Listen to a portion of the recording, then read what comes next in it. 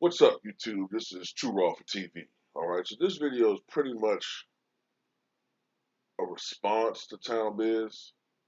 He did a video talking about the fight last night between Mike Tyson and Roy Jones Jr. But in particular, he's talking about the claims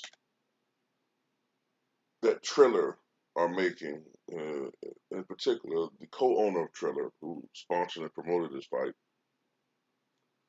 The last couple of days, they've been saying that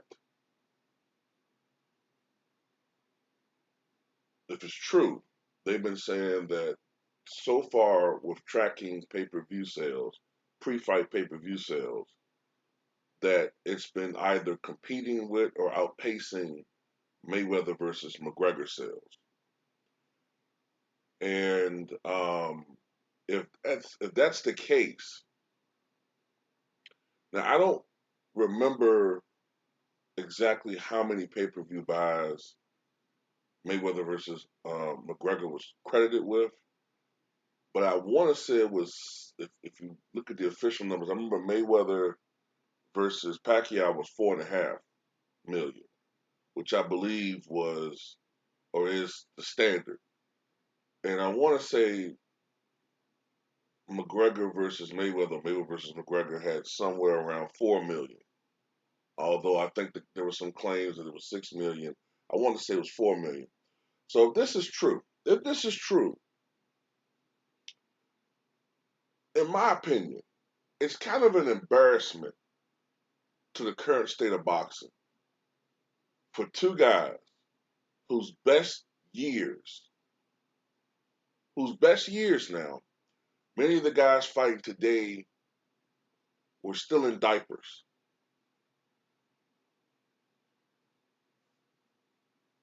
For two guys who are in their 50s, one of them hasn't fought in nearly 3 years, one of them in 15 years, to come out of retirement in an exhibition bout and to post these types of numbers, which only, if this is true now, one guy who is Mayweather is posting similar numbers. Like I said, it's an embarrassment to the state of current boxing. And it kind of confirms a lot of the things that many of us have been saying when we criticize boxing. One of the reasons why boxing has fallen to the damn near to the wayside when it comes to mainstream sports is because we're not seeing the fights that we want to see. I got tired of that. You know, I used to be an avid boxing fan until about, I want to say, 10 years ago, 2008, 2009. Then I just started falling off of boxing because we weren't seeing the fights we want to see. It was taking too long. They were dragging it out, you know, often to the point where strategically one boxer was waiting for another boxer to fall off skill wise, you know, so it'd be easier. It's all this games, man. You know, I understand these boxers want to make as much money as they possibly can. I get that, but at the same time, you can't make these historic claims about yourself when you're ducking people. But at the end of the day, back to my point, man, not to deviate too much. This kind of shows me that what Town Biz is correct.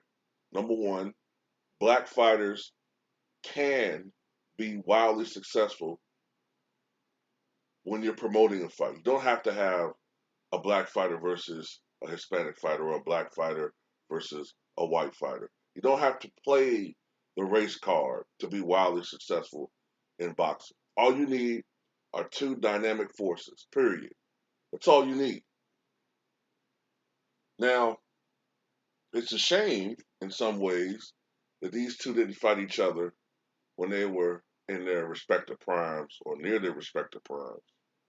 But still, I mean, this opens up a whole new genre, in my opinion, of having geriatric fighters. Create the geriatric fucking division, you know? Um, But look, but this goes to show you, man, that one of my theories is that one of the reasons why boxing isn't as popular anymore and has been overtaken by MMA and the UFC and all that is because I believe the core audience that really, really support boxing is older.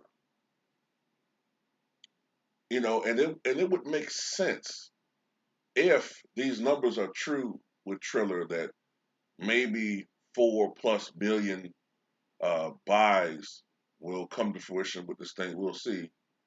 It will make sense because I believe that the core real boxing audience, like boxing fans, are probably 35 years old and older.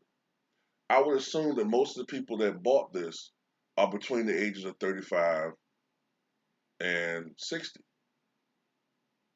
35 and 65, I would believe the core age that bought this. And that just goes to show you that boxing is not necessarily a dead sport. Boxing just needs adjustments. And I agree with Tom Biz. This will set the stage for what type of fight should be a pay-per-view fight and what type of fight should be a fight accessible to the mainstream, to the masses. You don't have to put every championship fight in a pay-per-view, number one. That fucks up your promotion. From time to time, put some fights on television, okay? If you pay enough money for cable nowadays and they're not having any goddamn thing to watch on cable, put some of these fights on Showtime. Put some of these fights on HBO. Shit, quite honestly, get a contract with NBC like they used to back in the day. Put some of these fights on regular broadcast channels on a Saturday night. You don't think people will watch um, some of these fights on NBC? I don't understand how boxing is promoted nowadays. It's stupid. Every fight's not a pay-per-view worthy fight. Just because of the championship bout doesn't mean it needs to be on pay-per-view. To me, pay-per-view fights should be for the real, true marquee guys. Most people don't mind paying pay-per-view or didn't mind paying pay-per-view for Mayweather or Manny Pacquiao or Tyson, you know what I'm saying, back in the day. These are some main marquee guys. Everybody is not a fucking pay-per-view draw, you know what I'm saying? Not everybody. But yeah, I agree though that with Tom when he says that this opens up a whole new uh, career path for Tyson. You know, I'm amazed at how he looked. To be his age, I was fully expecting him to kind of come out in the first round. I know it's 2-minute rounds, but still, I was expecting him to come out in the first two rounds, maybe look kind of impressive, and then falter because I was going off of my memory of how he looked toward the end of his actual professional career. He looked kind of terrible. This Tyson looked remarkably fresh. Um, I mean, yeah, he was puffing a little bit toward the end, but I could kind of see this Mike if they were to have actual sanctioned fights against fighters of that age, because I don't think he should really be fighting. I think some people are going to hyperbolic about him fighting Joshua. I don't think Mike can beat Anthony Joshua. I mean, I don't. Me personally, I don't know if I don't think he can do that. You know what I'm saying? If he were to do that, then it would just say so much about boxers today. But I don't buy that. But if he were to fight guys like that were in their that particular age range, this might inspire Holyfield to come back out. This might inspire maybe Lennox Lewis. This can open up a lot of this opens up a whole new genre for boxing. Is it nostalgia? Yeah. I mean, but look, you got the Big Three League with a bunch of guys who are older, but they're out there playing. But now you're talking about actual marquee, legendary fighters coming back and fighting. Shit, what about you know uh, Antonio Barrera versus Morales again? Yeah, they're old, but hey, I think some people will watch it. Some people might pay to watch that. You know, I actually am kind of shocked at the whole thing, man, because I'll be honest with you. When I first heard about this, I thought it was an internet rumor slash like joke that Tyson was going to come back and fight Roy Jones. Then when I found it actually was going to occur, I still thought of it was a mockery. It's silly. But to see the response to this, if this is true, if Triller's numbers are even accurate, this goes to show you the sorry state of boxing that we're in. You know what I'm saying? It does go to show you, for the most part, in my opinion, like outside of Deontay Wilder, who wants to fight people, no matter what somebody might say, you know, Deontay Wilder generally wants to fight people. But outside of him and maybe a few others, these guys aren't fighting each other.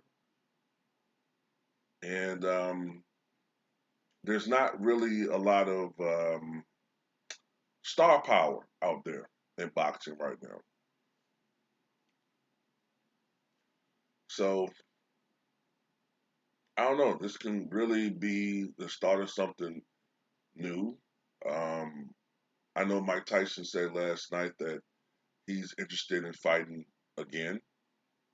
Um, to me personally, if it's not Roy Jones Jr. again, the most logical opponent would be Evander Holyfield. And if you're a Mike Tyson fan or were a Tyson fan, that's the guy you have on your radar. You know what I'm saying? To fight again. So I look, like I said, this opens up a whole new possibility. Only thing I think you have to worry about though, since these guys are getting up there in age, you have to make sure that they're healthy enough to participate in something like that. Because you already have to worry enough about a tragedy occurring where someone gets a brain bleed or something with Gerald McClellan. You don't want to have to worry about age related complications happening. A guy having a heart attack in the ring or a guy having a liver condition, he gets hit a certain type of way, he croaks. You don't want to worry about something like that happening. So you have to really make sure these fighters are in tip top condition, especially cardiovascular. That's the one thing I'll be concerned about with this situation. But other than that, as long as they're like keeping themselves in shape and they're relatively young, relatively, I mean, I would prefer the guy to be younger than 60. Then shit. I mean, it's a whole different market now. Make it the geriatric championship, geriatric division, or I don't know, make up some type of name. Legends division. I don't know. Call it something, but tell me what you guys think.